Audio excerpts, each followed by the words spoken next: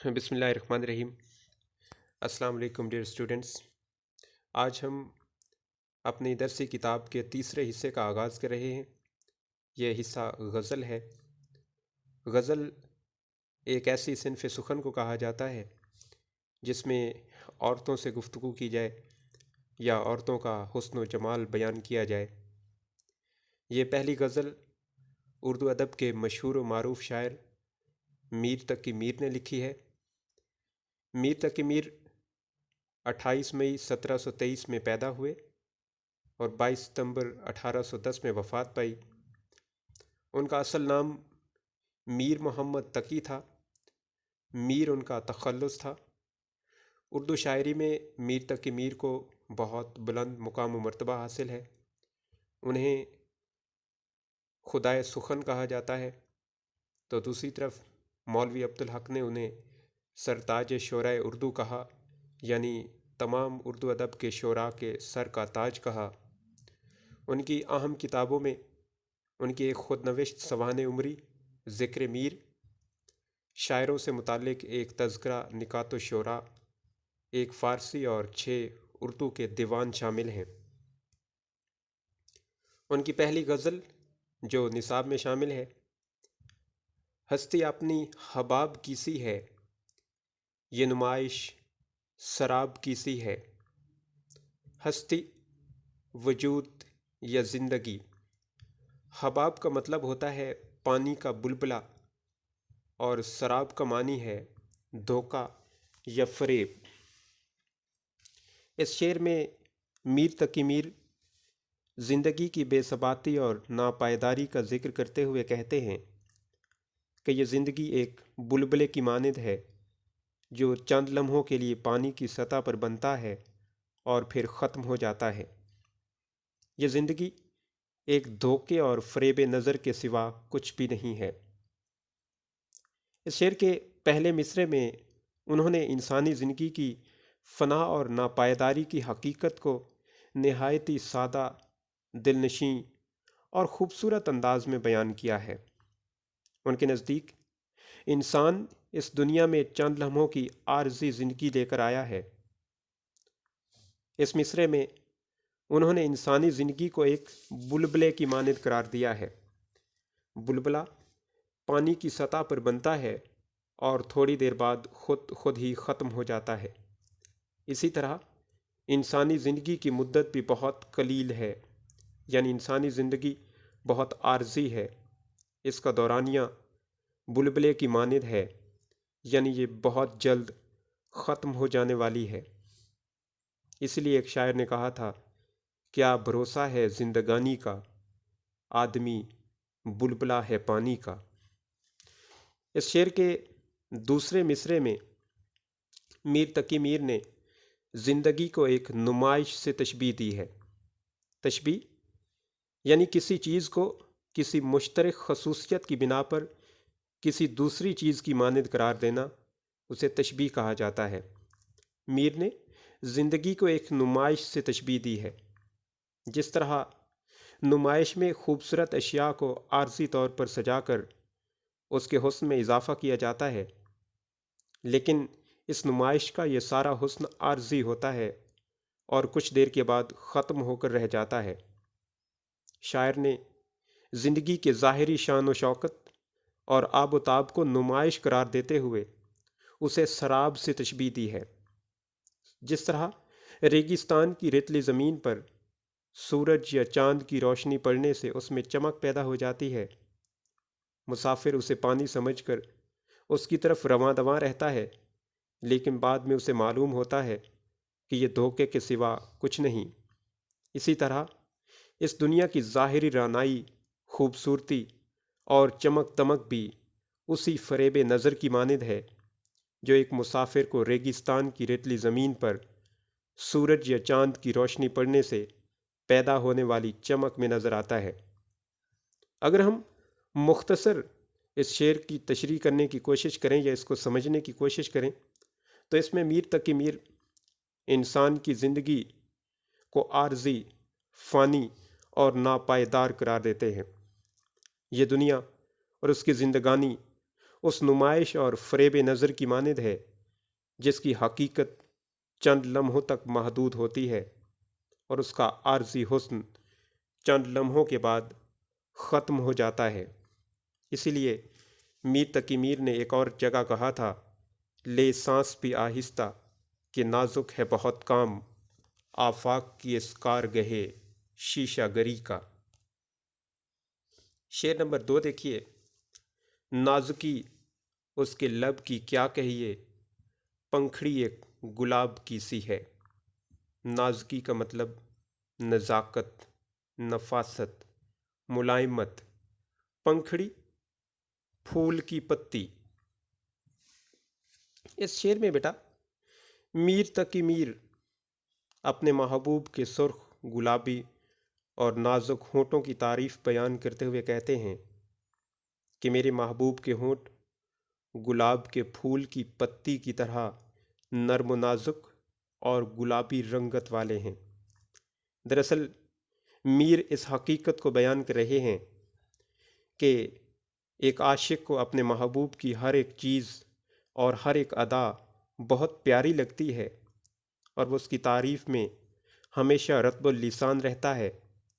اس شعر میں بھی اسی شاعرانہ حسن بیان سے کام لیتے ہوئے میر تقی میر نے اپنے محبوب کے لبوں کی نزاکت، نفاست اور گلابی رنگت کی تعریف کی ہے۔ گلاب کا پھول بہت خوبصورت اور نرم و نازک ہوتا ہے۔ کسی کی خوبصورتی کی تعریف کرنا ہو تو اسے گلاب کے پھول سے تشبیہ دی جاتی ہے۔ اس کی پتی بہت ہی ملائم اور نفیس ہوتی ہے۔ اس شعر میں میر تقی میر نے محبوب کے خوبصورت ہونٹوں کو گلاب کے پھول کی پتی کی نزاکت، نفاست اور گلابی رنگت سے تشبیہ دی ہے۔ وہ کہتے ہیں کہ میرے محبوب کے ہونٹ گلاب کے پھول کی پتی کی طرح نفیس اور نرم و نازک ہیں۔ بعض لوگوں کے ہونٹ قدرتی طور پر گلابی رنگت والے ہوتے ہیں اور بعض مصنوعی گلابی رنگت سے اپنے ہونٹوں کو گلابی بنائے رکھتے ہیں۔ چونکہ شاعر کے محبوب کے ہونٹ بھی گلابی ہیں، اس لیے وہ انہیں گلاب کے پھول کی پتی سے تشبیہ دے رہا ہے۔ شاعر کے نزدیک میرے محبوب کے ہونٹوں کی جتنی بھی تعریف کی جائے وہ کم ہے۔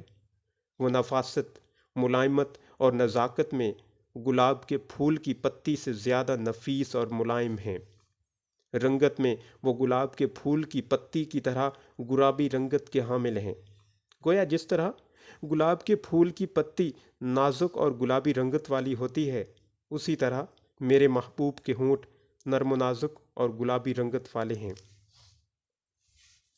اسی لیے ایک شاعر نے کہا تھا، سو دیکھ کر تیرے رخسار و لب یقین آیا کہ پھول کھلتے ہیں گلزار کے علاوہ بھی، اور غالب کے بقول کتنے شیریں ہیں تیرے لب کے رکیب، گالیاں کھا کے بے مزہ نہ ہوا۔ شعر نمبر 3 دیکھیں، چشم دل کھول اس بھی عالم پر، یاں کی اوقات خواب کی سی ہے۔ چشم کا مطلب آنکھ، عالم سے مراد دنیا، یاں سے مراد یہاں اور اس سے مراد بھی دنیا ہے۔ اوقات کا مطلب حیثیت، بساط، خواب، سپنا، نیند یا خیال، اور سی جو ہے یہ حرف تشبیہ ہے۔ اس شعر میں میر تقی میر انسان کو عالم آخرت کی طرف متوجہ کرتے ہوئے کہتے ہیں کہ اگلی دنیا کی فکر کے لیے اسے دل کی آنکھوں کو کھلا رکھ کر دنیا کی حیثیت اور وقت ایک خواب کی مانند لگتی ہے، یعنی اس دنیا میں خواب غفلت کا شکار نہ ہونے والا انسان ہی دنیا اور آخرت میں کامیاب ہو سکتا ہے۔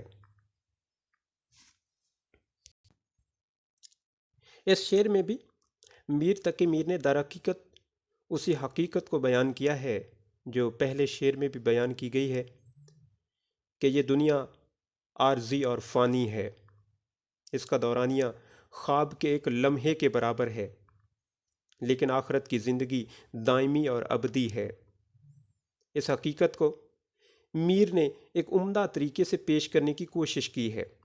وہ کہتے ہیں کہ انسان اس دنیا میں فانی زندگی کے لے کر آیا ہے۔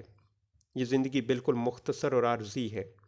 زندگی کے ماہ و سال نہایت تیزی سے گزر رہے ہیں۔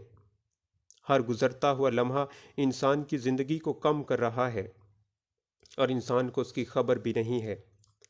وہ دنیا کی رنگینیوں اور رعنائیوں میں کھو گیا ہے، کیونکہ دنیا کی رنگینیاں اپنے اندر بے پناہ کشش رکھتی ہیں۔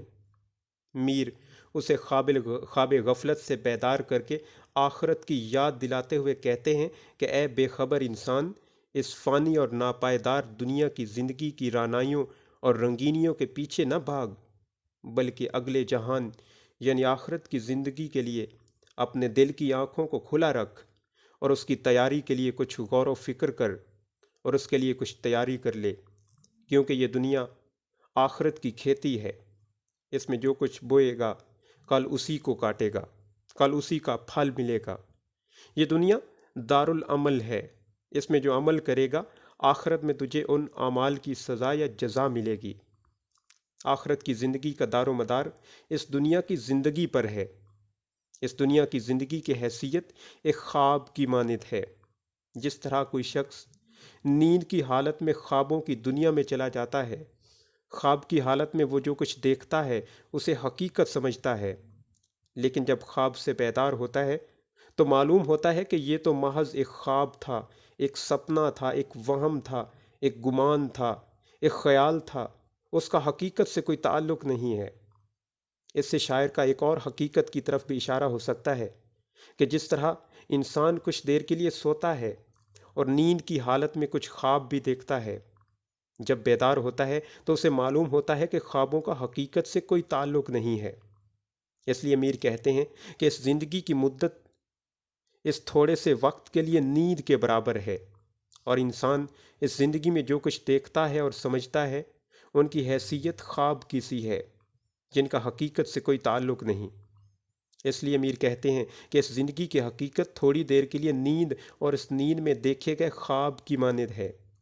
اس فانی اور عارضی زندگی کی رنگینیوں اور رعنائیوں میں کھو جانے کی بجائے آخرت کی زندگی کی فکر کرنی چاہیے اور اس کے لیے دل کی آنکھوں کو کھلا رکھنا چاہیے۔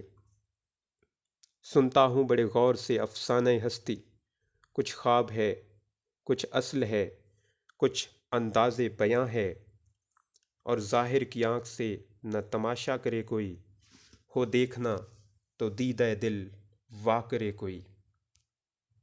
شعر نمبر 4 دیکھیے۔ بار بار اس کے در پر جاتا ہوں، حالت اب اضطراب کی سی ہے۔ در کا مطلب دروازہ، حالت کیفیت، اضطراب کا مطلب بے چینی یا بے قراری۔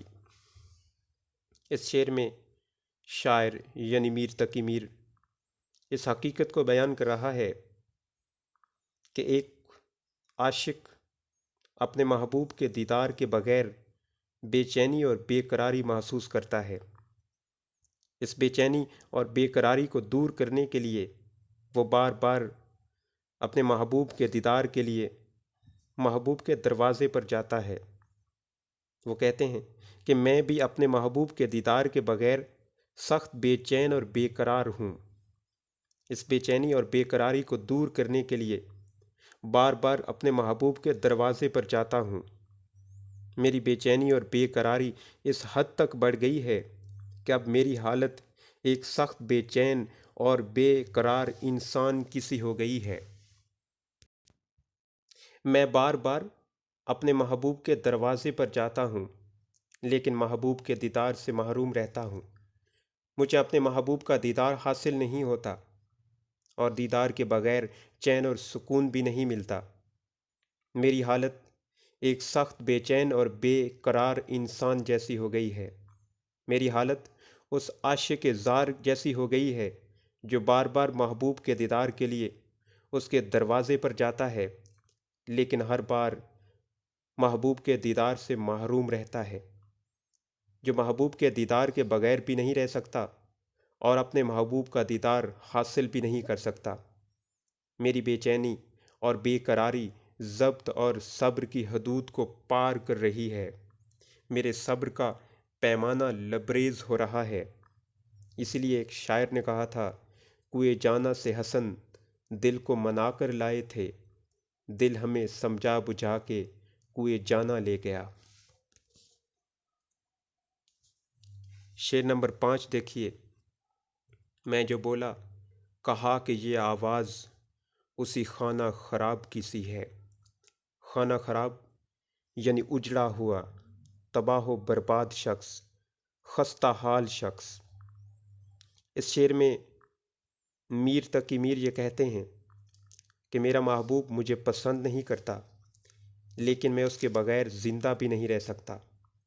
میں بار بار اس کی گلی میں جاتا ہوں اور جان بوجھ کر بولتا ہوں کہ شاید وہ میری آواز کو سن کر مجھے ملاقات کے لیے بلا لے۔ وہ مزید کہتے ہیں کہ اس کوشش میں جب میں اپنے محبوب کے دروازے کے قریب جا کر بولا تو میرے محبوب نے کہا کہ یہ آواز اسی خستہ حال اور تباہ و برباد عاشق کی معلوم ہوتی ہے۔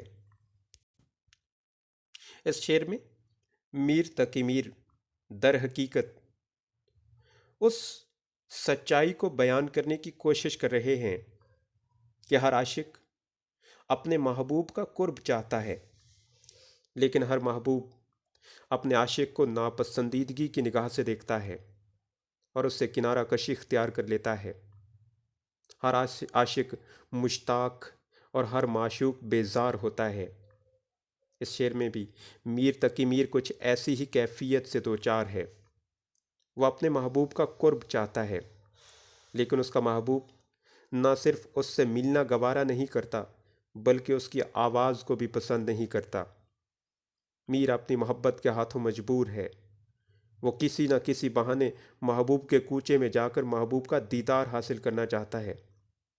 اپنی بے قراری کو محبوب تک پہنچانے کے لیے وہ اس کے گھر کے قریب آہ و زاری بھی کرتا ہے۔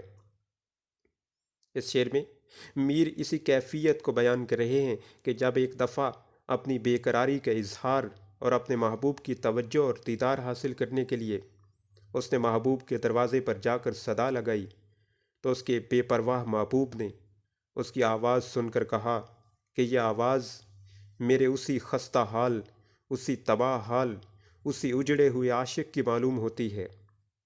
گویا میر تقی میر کا محبوب اس سے اس قدر بیزار ہے کہ وہ اس کی حالت زار کو جانتے ہوئے بھی اور اس کی فریاد کو سن کر بھی جان بوجھ کر انجان بن جاتا ہے، جان بوجھ کر اس کی طرف توجہ نہیں کرتا۔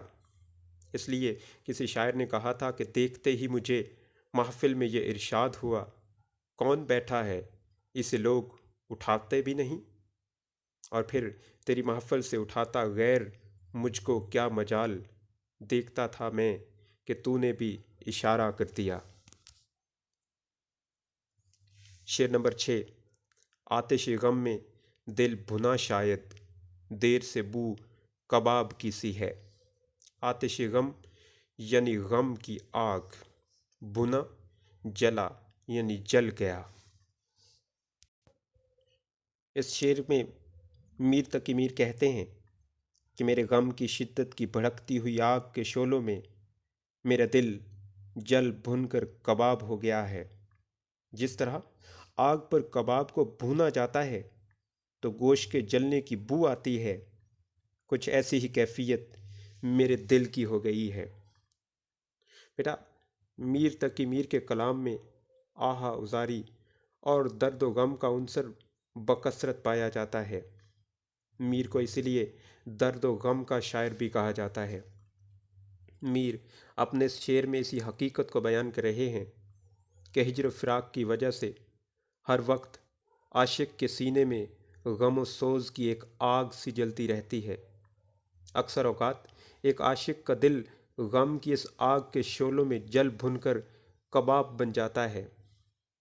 آپ کو معلوم ہے کہ دل انسانی وجود کا سب سے اہم حصہ ہے اور اس میں عشق و محبت، نفرت و پیار کے لطیف احساسات پائے جاتے ہیں۔ اس شعر میں میر تقی میر کچھ ایسی ہی کیفیت سے دوچار ہے۔ اس کے دل میں شدت غم سے ایک آگ بھڑک رہی ہے۔ اس آگ کے شعلوں میں اس کا دل جل بھن کر کباب کی مانند ہو گیا ہے۔ اس لیے اپنے اس شعر میں وہ یہی بیان کر رہے ہیں کہ شاید غم کی آگ میں اس کا دل جل بھن کر کباب بن گیا ہے، جس کی وجہ سے کافی دیر سے اس کے دل کے بھنے جانے کی بو آ رہی ہے۔ جس طرح ایک گوشت کے ٹکڑے کو کباب بنانے کے لیے آگ پر بھنا جاتا ہے تو اس کے بھنے جانے کی ایک بھینی سی بو محسوس ہوتی ہے، اسی کیفیت کا ذکر کرتے ہوئے میر کہتے ہیں کہ میرا دل بھی غم کی آگ میں جل بھن کر کباب بن گیا ہے، جس کی مجھے دیر سے بو آ رہی ہے۔ غالب نے اسی کیفیت کو کچھ ایسے بیان کیا تھا کہ داغ دل گر نظر نہیں آتا، بو بھی ہے چارہ گر نہیں آتی، دیکھ تو دل کے جاں سے اٹھتا ہے، یہ دھواں سا کہاں سے اٹھتا ہے۔ شعر نمبر 7 دیکھیے۔ میر ان نیم باز آنکھوں میں ساری مستی شراب کی سی ہے۔ نیم باز کا مطلب آدھی کھلی ہوئی آنکھیں، مستی یعنی نشہ۔ یہ میر تقی میر کی غزل کا مقطع ہے۔ یہاں پر غزل کا اختتام ہو رہا ہے۔ مقطع وہ شعر، غزل کا وہ آخری شعر جس میں شاعر اپنا تخلص بھی استعمال کرتا ہے، اسے مقطع کہتے ہیں۔ یہ شعر شاعرانہ حسن بیان کے اعتبار سے سادہ اور رواں ہے۔ میر محبوب کے حسن و جمال کو بیان کرتے ہوئے کہتے ہیں کہ محبوب کے حسن و جمال میں آنکھوں کا کردار سب سے زیادہ اہم ہوتا ہے۔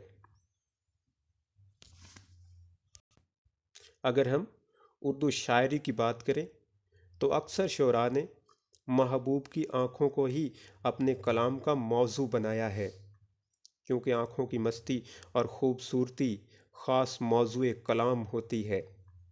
آنکھیں قدرت کی حسین و جمیل صناعی کا شاہکار ہیں۔ یہ قدرت کی طرف سے انسان کے لیے خوبصورت تحفہ ہیں۔ آنکھوں کے بغیر یہ کائنات انسان کے لیے اندھیری ہے۔ شاعر کے محبوب کی آنکھیں بہت خوبصورت ہیں، لیکن جب شرم و حیا کی وجہ سے وہ آدھی کھلی ہوئی نظر آتی ہیں تو ان کی خوبصورتی اور دل آویزی میں اور بھی اضافہ ہو جاتا ہے۔ جس طرح کوئی شرابی جب شراب پیتا ہے تو اس کی آنکھوں میں شراب کے نشے کی وجہ سے غنودگی آ جاتی ہے، اور اس غنودگی کے باعث اس کی آنکھیں آدھی کھلی اور آدھی بند لگتی ہیں۔